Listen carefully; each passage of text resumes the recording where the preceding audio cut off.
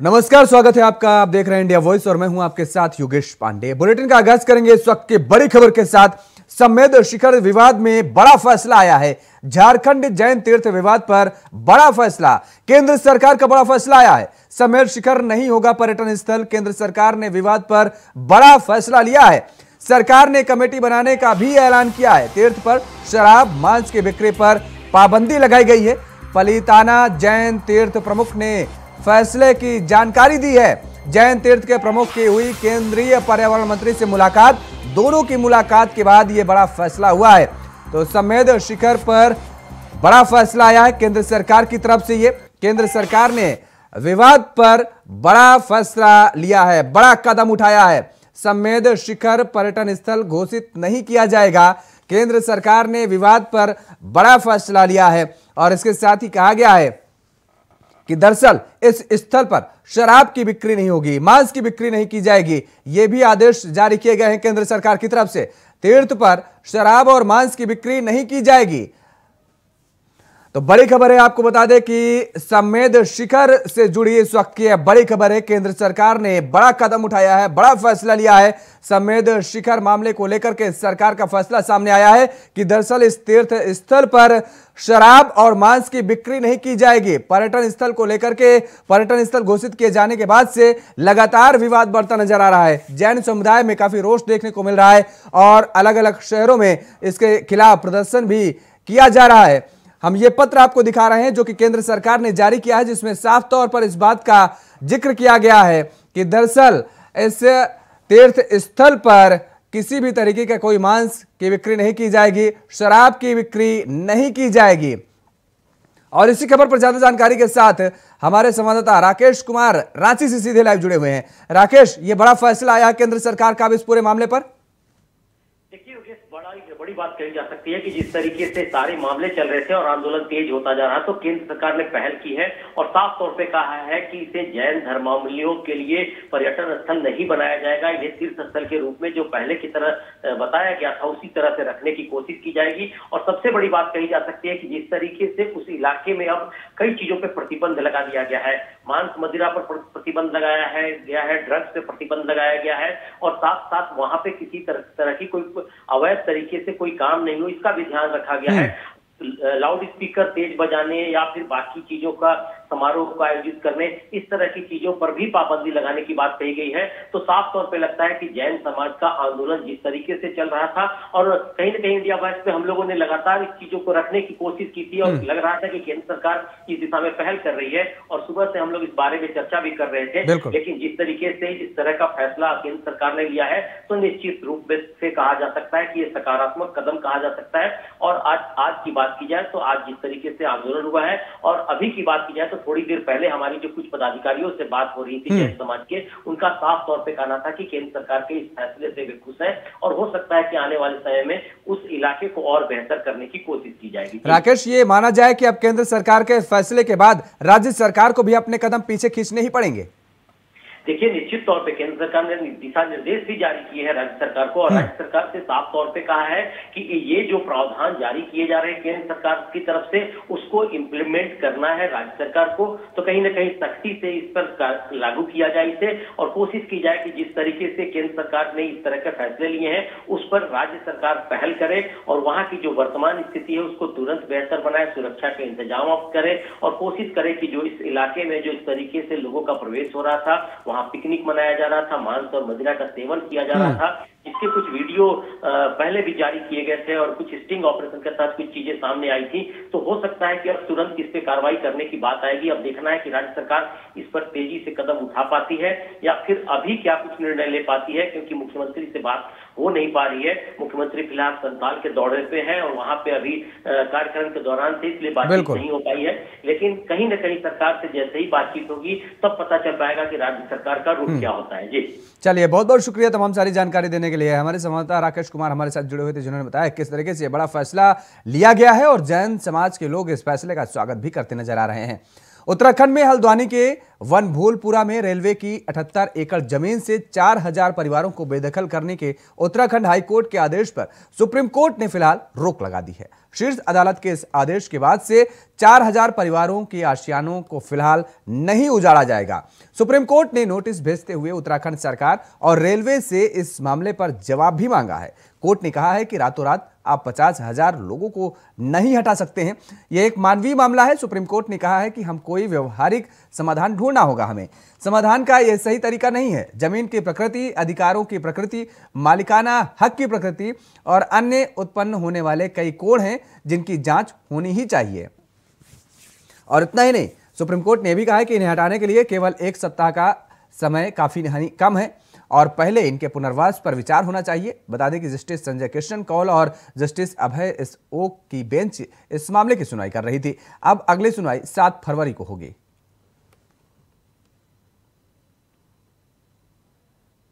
Railway की भूमि है और रेल विभाग माननीय हाईकोर्ट में और माननीय उच्च न्यायालय में जो भी उनका मुकदमा था वो चल रहा था और राज्य सरकार की तरफ से हमने पहले ही कहा है कि जो भी न्यायालय का आदेश होगा हम उसके अनुरूप आगे कार्रवाई करेंगे। वो रेलवे की भूमि है।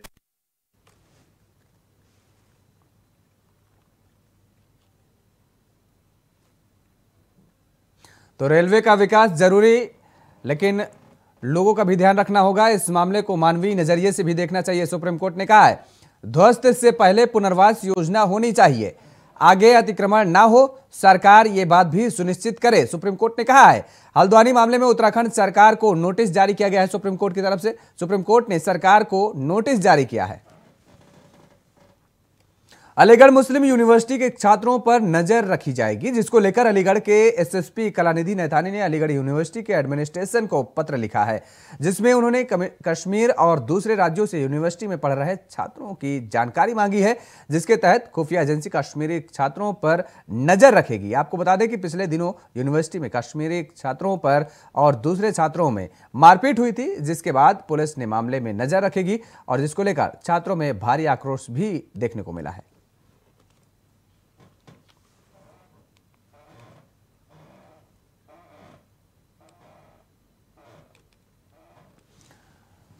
तो कश्मीरी छात्रों पर नजर रखी जाएगी। अलीगढ़ मुस्लिम यूनिवर्सिटी में पढ़ रहे छात्रों पर नजर रखी जाएगी। एसएसपी कलानिधि नैथानी ने यूनिवर्सिटी एडमिनिस्ट्रेशन को पत्र लिखा है और ये कहा है कि दरअसल छात्रों की सूची, छात्रों की जानकारी उपलब्ध कराई जाए। ये मुझे 10-12 साल यहाँ मुझे भी हो गए हैं एनरोल। तो जैसे इंतजामिया से बात हुई था, उनने ये बोला कि हम पहले भी भरवाते हैं। तो मैं पहली बार ये देख रहा हूँ कि ऐसी इन्फॉर्मेशन ली जा रही है। ठीक है, तो दूसरा हमें पहले तो इस इन्फॉर्मेशन के बारे में एग्जैक्ट पता नहीं है क्यों ली जा रही है, वाई क्यों ले रही है, क्योंकि इस पे जो मेंशन है कि सुप्रिटेंडेंट ऑफ पुलिस को जानी है। तो हम खुद इस बात से चिंतित हैं कि ये क्यों ली जा रही है इन्फॉर्मेशन। इन्होंने डिटेल्ड इन्फॉर्मेशन मांगी है JNK स्टूडेंट्स की। उसमें हमारे नाम, हमारे पेरेंट्स के नाम, कॉरेस्पॉन्डेंस एड्रेस और परमानेंट एड्रेस के साथ साथ फ़ोन नंबर भी मंगवाए हैं इन्होंने। तो ये नोटिफिकेशन पे ये लिखा गया है कि ये जो इन्फॉर्मेशन जाएगी ये SP अलीगढ़ को जाएगी। तो ये इस तरह की कोई एक नोटिफिकेशन 31 को आई है। क्या लगता है आपको इसके पीछे क्या मंशा हो सकती है? उनका कहना ये है कि हम सभी स्टूडेंट से भरवा रहे हैं। देखिए, हमें सभी स्टूडेंट्स का तो पता नहीं। खैर, हम ये कहेंगे कि हम JNK स्टूडेंट्स की मैं बात करूं, इससे पहले हमारे ऐसे कोई इन्फॉर्मेशन नहीं, हम इसको क्लैरिफाई कर दिया है। इसमें कोई प्राइवेसी की बात नहीं है और ना कोई ऐसी बात है। हम पूरी छात्रों का जो इंसिडेंट हुआ है उसी को लेकर ये नहीं, उससे इससे कोई मतलब नहीं। ये मैंने कहा नहीं कि ये रूटीन लेटर है, आता है और इस पे कोई ऐसा नहीं है। उस पर हम देखेंगे, अगर ज़रूरत होगी तो भेजा जाएगा। पुलिस कह रही है कि मोबाइल नंबर भी मांगा है। अब हमने उसको देखा नहीं, हो सकता मांगा हो मोबाइल नंबर भी, कोई ऐसी बात नहीं है। मोबाइल नंबर तो आजकल हर आदमी का अवेलेबल है और कोई ऐसी बात नहीं। तो सर क्या पूर्वोत्तर रेलवे के जीएम चंद्रवीर रमन ने सिद्धार्थनगर रेलवे स्टेशन का औचक निरीक्षण किया है। इस दौरान उनके साथ डीआरएम समेत रेलवे के वरिष्ठ अधिकारी मौजूद रहे। जीएम ने स्टेशन पर मौजूद सभी चैम्बरों का निरीक्षण किया और अधिकारियों को जरूरी दिशा निर्देश भी दिए। वहीं इस दौरान मीडिया से बातचीत करते हुए चंद्रवीर रमन ने इस निरीक्षण का उद्देश्य पैसेंजरों और ट्रैफिक फैसिलिटीज को देखना था और उसमें इंप्रूवमेंट करना था।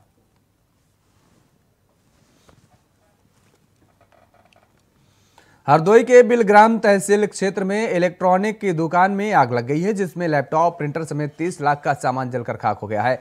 मामले की सूचना मिलते ही आसपास के लोग इकट्ठा हुए और कड़ी मशक्कत के बाद आग पर काबू पाया।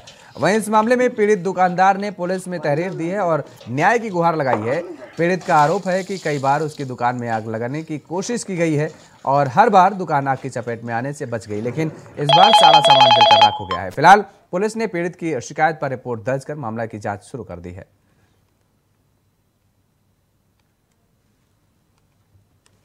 उधर कन्नौज में थानों की व्यवस्था जानने के लिए एसपी कन्नौज ने औचक निरीक्षण किया है। एसपी कुंवर अनुपम सिंह देर रात अचानक कन्नौज के सौरिक थाने पहुंच गए, जहां ऑर्डर बुक में फरियादियों का मोबाइल नंबर न देख उन्होंने अधिकारियों को फरियादियों के नंबर दर्ज करने के भी निर्देश दिए हैं। थाने के निरीक्षण के दौरान वो सौरिक नगर घूमने निकले गए, जहां उन्होंने दुकानों पर जाकर व्यापारियों से सुरक्षा व्यवस्था को लेकर बातचीत की है और सुरक्षा को मजबूत करने को लेकर सीसीटीवी लगवाने के लिए व्यापारियों से चर्चा भी की है, जिस पर व्यापारियों ने सहयोग करने की बात कही है।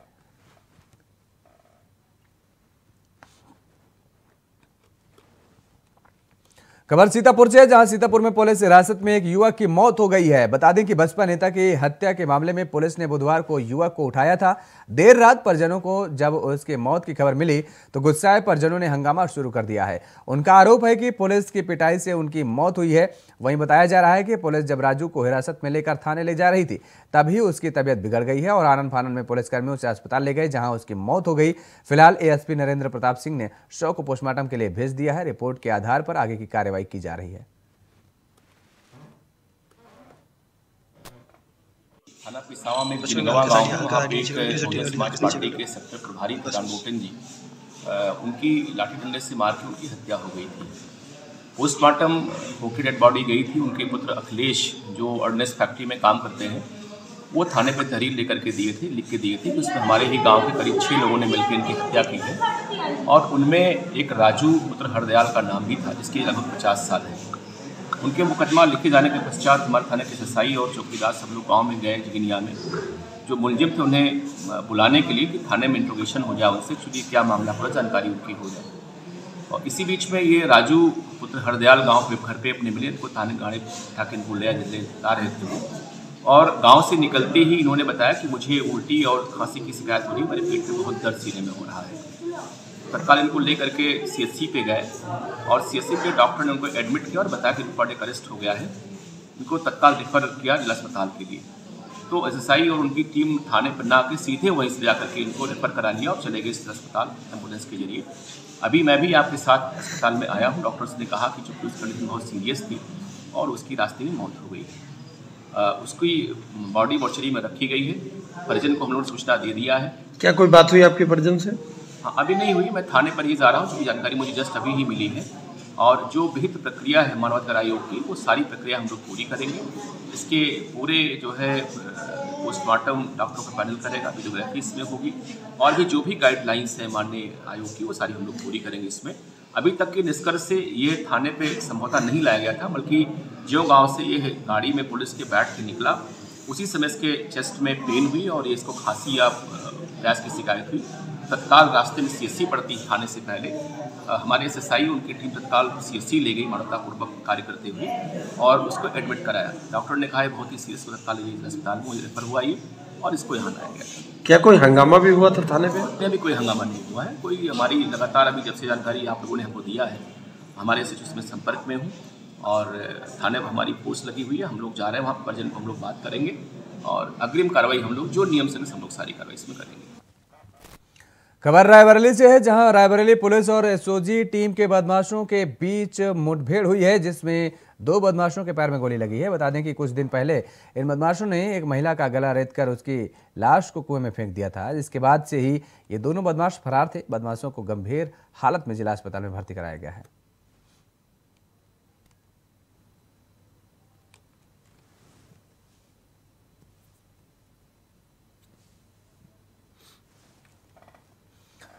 उधर मोतिहारी में सुबह एक बड़ी घटना होने से टल गई है। तेज रफ्तार कार ने 3 लोगों को रौंद दिया है। मोतिहारी नगर के स्टेशन चौक के पास महात्मा गांधी पथ पर तेजी से जा रही स्विफ्ट डिजायर कार ने एकाएक दाहिनी तरफ सब्जी दुकान पर खड़े 3 लोगों को रौंद दिया। रौंदने के साथ ही कार बिजली के पोल से टकरा गई, जिसके बाद पोल टूटकर नीचे गिर पड़ा। फिर भी कार की रफ्तार कम नहीं हुई और कार स्टेशन रोड के एक दुकान में घुस गई। हालांकि दुकान बंद थी, जिससे 3 लोग ही जख्मी हो सके हैं। ठोकर मारने के बाद भाग रहे कार के ड्राइवर को स्थानीय लोगों ने पकड़कर नगर थाना को सौंप दिया है। तो वहीं स्थानीय लोगों ने घायलों को मोतिहारी सदर अस्पताल में इलाज के लिए भर्ती कराया है, जहां से एक लड़के सहित 3 घायलों को गंभीर हालत में हायर सेंटर रेफर कर दिया गया है। सब्जी सही आ रहे थे, एक बैग हटे है ना, तो कार के नीचे हम आ गए हैं। 3-4 गोड़ा के पोल को ढाते हुए भी हाँ देह पर सब चढ़ गई, हाथ भी टूट गया है, पैर भी टूट गया है मेरा। कितने आदमी घायल हुए? लगभग 4 आदमी। कार बहुत तेजी में थी? हाँ बहुत। तो वहाँ मेरा रोड पे दुकान है, रोड के बगल में वहाँ दुकान है। हम लोग सब दुकान खोलते हैं।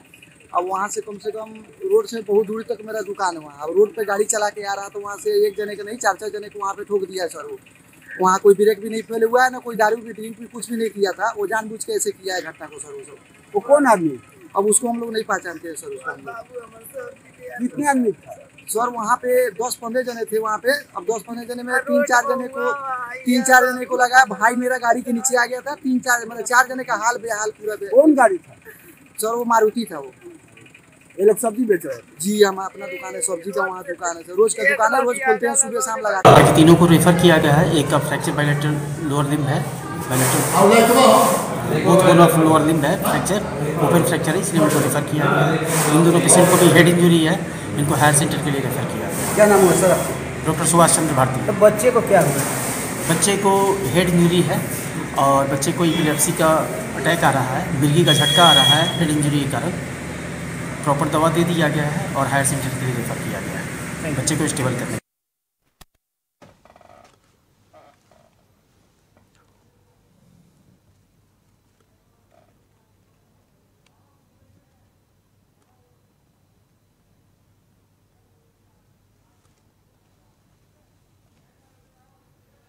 और इस बीच आपको सीधे ले चलते हैं मुंबई, जहां पर मुख्यमंत्री योगी आदित्यनाथ क्या कुछ कह रहे हैं वो आपको सुनवाते हैं।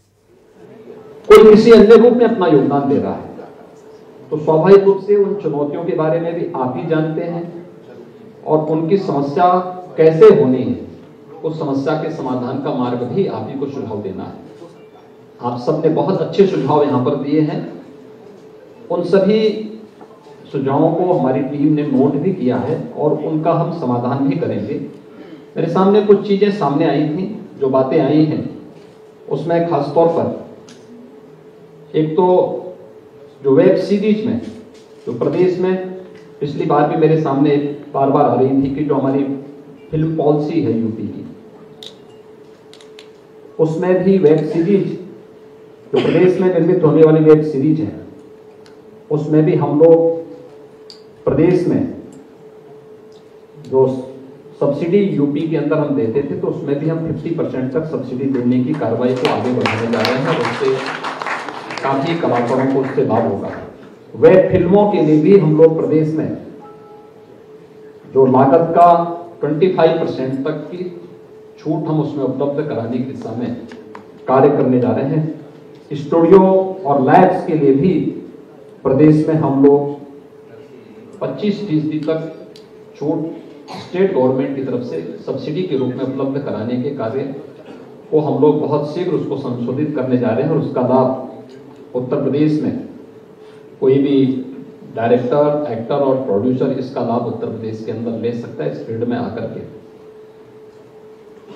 उत्तर प्रदेश में हम लोगों ने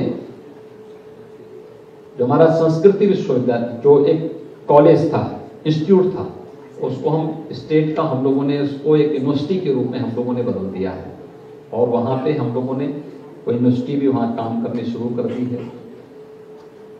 आजमगढ़ में आजमगढ़ की जनता ने एक भोजपुरी फिल्म एक्टर को वहां से सांसद बना के भेजा है तो वहां हम एक संगीत महाविद्यालय वहां भी बनाने जा रहे हैं और संगीत महाविद्यालय हरिपुर गांव में देने जा रहे हैं। हरिपुर एक ऐसा घराना है आजमगढ़ का जिसने वादन, गायन और नृत्य तीनों विधाओं में परंपरागत रूप से उस गांव, पूरा गांव ही उस परंपरा के साथ जुड़ा हुआ है। ये हरिहरपुर गांव है, एकदम आजमगढ़ से जुड़ा हुआ है, लेकिन तबाह हुआ था। बहुत सारी विरासतें आपको कला के क्षेत्र में यूपी के अंदर देखने को मिलेगी, उसे सामने लाने की आवश्यकता है। और मुझे लगता है कला का सम्मान होगा, कला को आगे बढ़ाने का प्रयास होगा, तो ये हर एक एक्टर का, हर एक डायरेक्टर का और हर एक प्रोड्यूसर का भी ये सम्मान होगा। और मुझे प्रसन्नता हुई कि आप सब ने इसमें रुचि ली है। उत्तर प्रदेश में जो फिल्म सिटी से जुड़ी हुई जो कुछ बातें थी, जिसके बारे में यहाँ पर अभी हमारे जो उत्तर प्रदेश के औद्योगिक विकास के आयुक्त ने प्रारंभ में भी अपनी बात को यहाँ पर कहा था, जिसमें हम लोगों ने बहुत सारी चीजें यहाँ पर उपलब्ध करवाई हैं। और हम लोगों का प्रयास है कि ये ऐसी चीज बने कि जो वास्तव में देश और दुनिया के लिए यूनिक हो। और उस दिशा में आप सबके महत्वपूर्ण सुझाव हमारे लिए महत्वपूर्ण होंगे, बहुत उपयोगी होंगे। उत्तर प्रदेश की दृष्टि से, फिल्म इंडस्ट्री की दृष्टि से, एक्टर, डायरेक्टर और प्रोड्यूसर की दृष्टि से भी, और बहुत महत्वपूर्ण होंगे। और इसके लिए मैं आप सबके उन महत्वपूर्ण सुझावों को जिन्होंने नोट कराया है उनका भी, बाकी आप मुझे लिख के भी भेज देंगे हमारी फिल्म बंधु के पास, तो हम उन सबका भी स्वागत करेंगे। और रुक करेंगे अब खबरों का। अलीगढ़ के थाना महुआ खेड़ा क्षेत्र के याकूतपुर में दबंगों ने एक महिला को उस वक्त गोली मार दी जब वो पूजा करने मंदिर जा रही थी। बताया जा रहा है कि गोली महिला के हाथ में लगी है। उधर वारदात की खबर मिलते ही पुलिस मौके पर पहुंची और घायल महिला को जैन मेडिकल कॉलेज में फौरन भर्ती कराया गया, जहां उसका इलाज जारी है। फिलहाल पुलिस मामले की जांच पड़ताल में जुटी हुई है।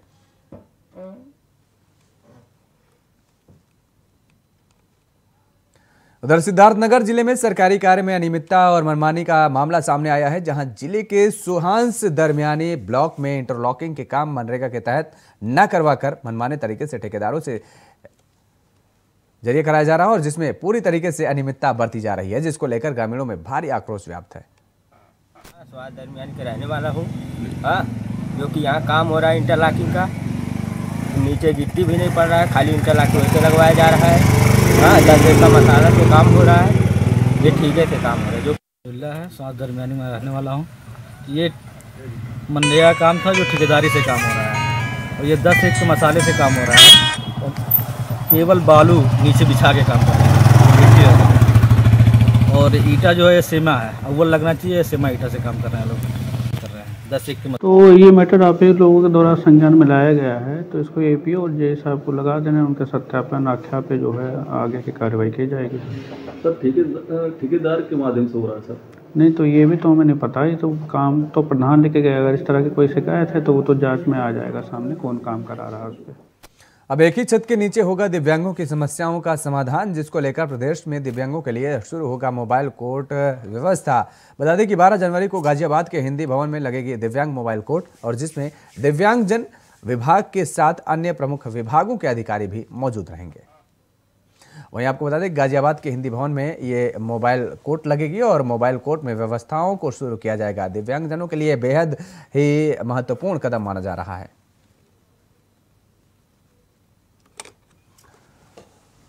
मोबाइल कोर्ट व्यवस्था को शुरू किया जाएगा, गाजियाबाद में शुरू होगी। आपको बता दें कि गाजियाबाद के हिंदी भवन में मोबाइल कोर्ट लगेगी, जिसमें एक ही छत के नीचे अब इन दिव्यांगजनों की सारी समस्याओं का समाधान होगा।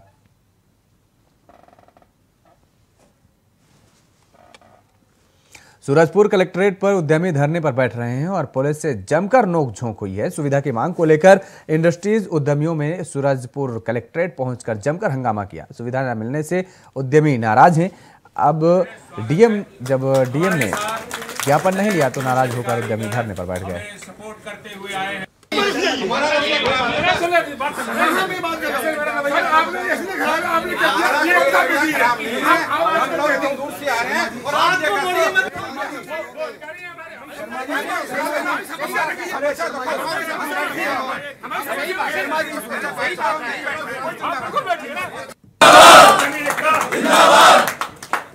पैदल यात्रा करके चल के आए हुए सभी उद्योग बंधुओं का इस बुलेटिन में फिलहाल इतना ही। खबरों के लिए आप बने रहिए इंडिया वॉइस के साथ। नमस्कार।